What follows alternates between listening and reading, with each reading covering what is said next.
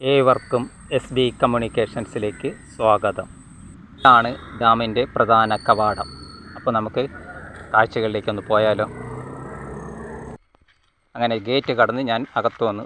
ഇവിടെ സഞ്ചാരികളെ സ്വാഗതം ചെയ്തുകൊണ്ട് ഒരു വലിയ മനുഷ്യൻ ഇവിടെ നിൽപ്പുണ്ട്.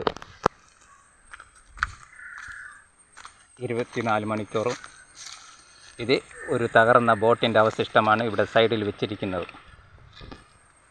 ഇത് ഡാമിൻ്റെ ഒരു സൈഡാണ്. ഇവിടെ മനോഹരമായി തീർത്ത് വെച്ചിരിക്കുന്ന ഒരു ഗാർഡൻ. ആ ഗാർഡൻ്റെ അറ്റത്ത് കൃഷ്ണനും ഒരു പശുവുമുണ്ട്. ഇത് ഇറിഗേഷൻ ഡിപ്പാർട്ട്മെൻറ്റിൻ്റെ ഓഫീസ് സമുച്ചയങ്ങളാണ്.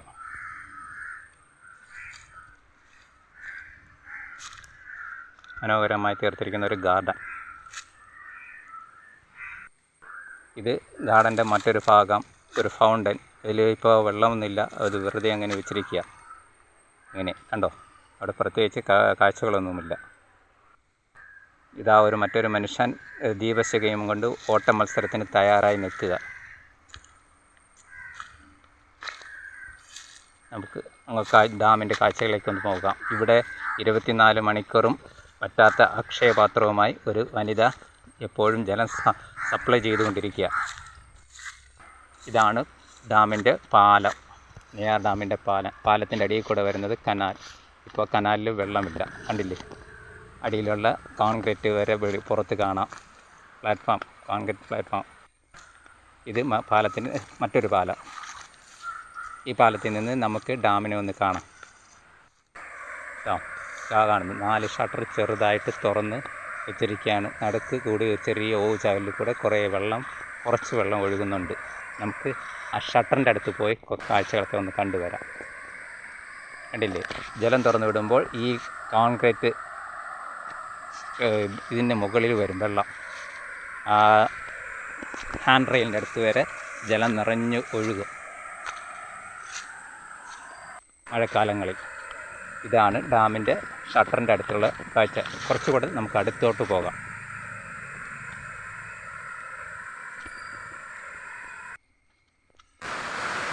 ഞാനിപ്പം അടുത്ത് വന്നു. കണ്ടില്ലേ, ഷട്ടർ ചെറുതായിട്ടാണ് തുറന്നു വിട്ടിരിക്കുന്നത്. ഒഴുക്കൊന്നുമില്ല, വളരെ ഒഴുക്കൊന്നുമില്ല. നൂല് പോലെ ഇങ്ങനെ ഒഴുകി വരികയാണ്. ഇതാണ് ഡാമിൽ ഇപ്പോഴത്തെ അവസ്ഥ. മഴയൊക്കെ തുറന്നതിന് ശേഷം സംഭരണി അടച്ചു വെച്ചിരിക്കുകയാണ്. ഈ ഡാമിനെക്കുറിച്ച് ചെറിയൊരു വിവരണം ആവശ്യമാണ്. അതിനുവേണ്ട നമുക്ക് ഈ കാഴ്ച ഒന്ന് കാണാം. കണ്ട, അടിയിൽ കോൺക്രീറ്റ് ചെയ്ത് വിട്ടിരിക്കുന്ന കനാൽ. വെള്ളം ചെറുതായിട്ടാണ് ഒഴുകുന്നത്. ഈ ഡാം പണിതിരിക്കുന്നത് 1957 കേരള സ്റ്റേറ്റ് ഇലക്ട്രിസിറ്റി ബോർഡിന് വേണ്ടിയിട്ടാണ് പണി തുടങ്ങിയത്. 1959 പ്രധാനമന്ത്രി ശ്രീ ജവഹർലാൽ നെഹ്റു ഉദ്ഘാടനം ചെയ്തു. 1967 കമ്മീഷൻ ചെയ്തു. Hydro electric power generation 15 megawatt കപ്പാസിറ്റിയാണ് ഇതിനുള്ളത്. ജലസേചനത്തിനും കാർഷിക ആവശ്യങ്ങൾക്കും കുടിനീർ പദ്ധതിക്ക് വേണ്ടിയിട്ടാണ് ഇത് ചെയ്തിട്ടുള്ളത്. ഇതിൻ്റെ നീളം എന്ന് പറയുന്നത് 490 മീറ്ററാണ്. പൊക്കം 56 മീറ്റർ. കപ്പാസിറ്റി എന്ന് പറയുന്നത് 1095 മില്യൺ ക്യൂബിക് മീറ്ററാണ്. ഇതിൻ്റെ കാച്ച്മെൻറ്റ് ഏരിയ 147 സ്ക്വയർ കിലോമീറ്ററാണ്. ഇത് ഡാമിൻ്റെ ഒരു വശമാണ്. ഇപ്പോൾ ഷട്ടർ അടച്ചിരിക്കുകയാണ്. ഈ ഷട്ടർ തുറക്കുമ്പോൾ നല്ല ഫോഴ്സായിട്ട് ജലം പുറത്തേക്ക് പമ്പ് ചെയ്യപ്പെടും. ഇതാണ് ഡാമിൻ്റെ ഒരു സൈഡ്. കണ്ടില്ലേ, ഈ സ്റ്റെപ്സ് വഴി ഉദ്യോഗസ്ഥന്മാർക്ക് മാത്രമേ കയറാൻ അധികാരമുള്ളൂ. വിനോദസഞ്ചാരികൾക്ക് ഇതിൽ കയറാൻ പറ്റില്ല. ഇപ്പോൾ ഷട്ടർ അടച്ചിട്ടിരിക്കുകയാണ്. ഈ ഷട്ടർ തുറക്കുമ്പോൾ വെള്ളം നന്നായിട്ട് പമ്പ് ചെയ്യും. ഇത് ഗാർഡൻ. മനോഹരമായി തീർത്തിരിക്കുന്ന ഒരു ഗാർഡൻ. ഇത് നമ്മുടെ കേരളത്തിൻ്റെ തനതായ കലാരൂപം, കഥകളിയുടെ ഒരു രൂപം ചെയ്തു വെച്ചിരിക്കുകയാണ് ഡാമിലേക്ക് പോകുന്ന വഴിയിൽ.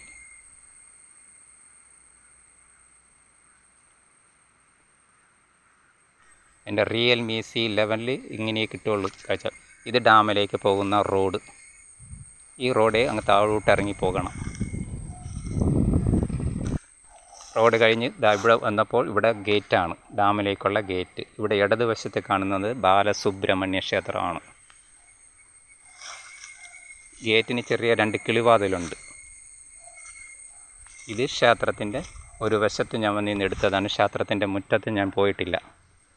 കാരണം ക്ഷേത്രത്തിൻ്റെ മുറ്റത്ത് പോയി ഇനി വീഡിയോ എടുത്താൽ പ്രശ്നമാകുമെന്ന് പറഞ്ഞാണ് ഞാൻ ഒഴിഞ്ഞു മാറിയത്. ഇപ്പോൾ ഞാൻ കിളിവാതിൽ കടന്ന് അണക്കെട്ടിൻ്റെ എത്തി.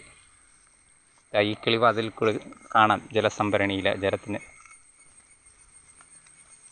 കണ്ടോ, പശ്ചിമഘട്ടത്തിലെ അഗസ്ത്യാർകൂട മലകളിൽ നിന്ന് ജന്മം കൊള്ളുന്ന നെയ്യാറിനെ തടഞ്ഞു നിർത്തിയിരിക്കുന്നത്. ഇത് ഞാനിപ്പോൾ ഡാമിൻ്റെ ഇങ്ങേയറ്റത്ത് എത്തി. ഇനി നമുക്ക് ഷട്ടറൊക്കെ ഒന്ന് കണ്ടുവരാം.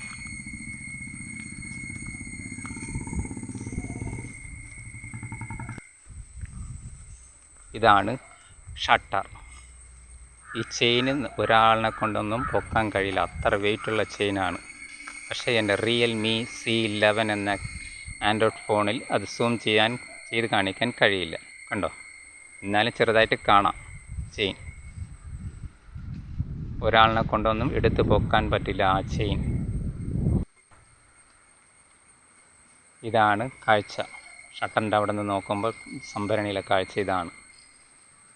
കണ്ടോ, ഞാൻ അങ്ങേയറ്റത്തിൽ നിന്നാണ് ഇങ്ങനെ വന്നത്. ഇപ്പോൾ ഞാൻ ഇങ്ങേയറ്റത്തെത്തി. ഈ ഡാമിന് രണ്ട് സൈഡിൽ 2 ഷട്ടറുണ്ട്. ഇത് വാച്ച് ടവറിലേക്ക് കയറി പോകുന്ന സ്റ്റെപ്പാണ്. ഞാനങ്ങനെ സ്റ്റെപ്പിൻ്റെ മുമ്പിലെത്തി. അങ്ങ് മുന്നിൽ കാണുന്നതാണ് വാച്ച് ടവർ.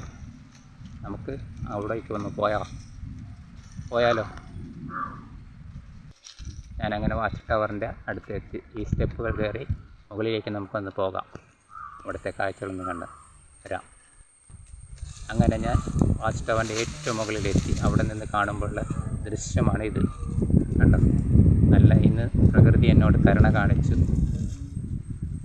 അതുകൊണ്ട് എനിക്ക് വീഡിയോ എടുക്കാൻ കഴിഞ്ഞു. ഞാൻ വന്നത് അങ്ങേ അറ്റത്തിൽ നിന്നാണ്.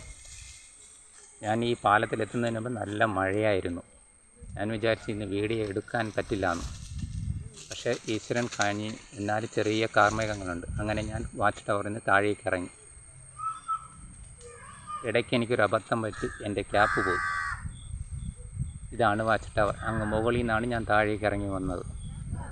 എൻ്റെ വീഡിയോ വൈൻഡപ്പ് ചെയ്യാൻ സമയമായെന്ന് എൻ്റെ മൊബൈൽ പറഞ്ഞുകൊണ്ടിരിക്കുകയാണ്.